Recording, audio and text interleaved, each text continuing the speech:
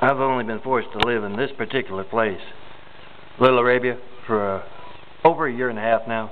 But I've got enough stories to last a lifetime. Like the other day, I was in my room and I heard Caleb yelling at Russell in this foreign language. And then I heard this running and this big thud. I couldn't figure out what's going on, so I came out of my room over there.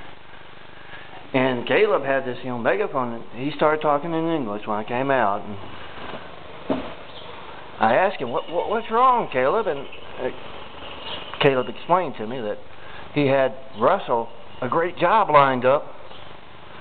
The only problem was Alan, the boss, requires blind obedience. You have to be able to run into a wall for Alan. And I was looking at Russell, and Russell was staggering around all confused. His forehead was bloody.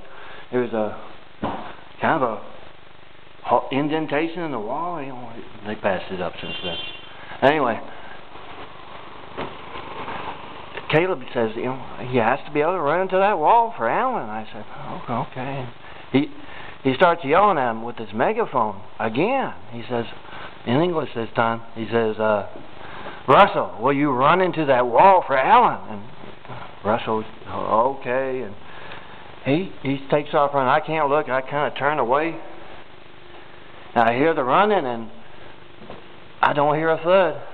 And apparently, instead of running into the wall, confused as he was, he came running down here and ran right out that window.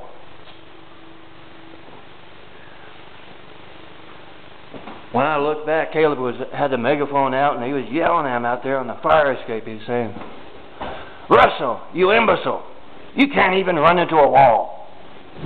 Guys,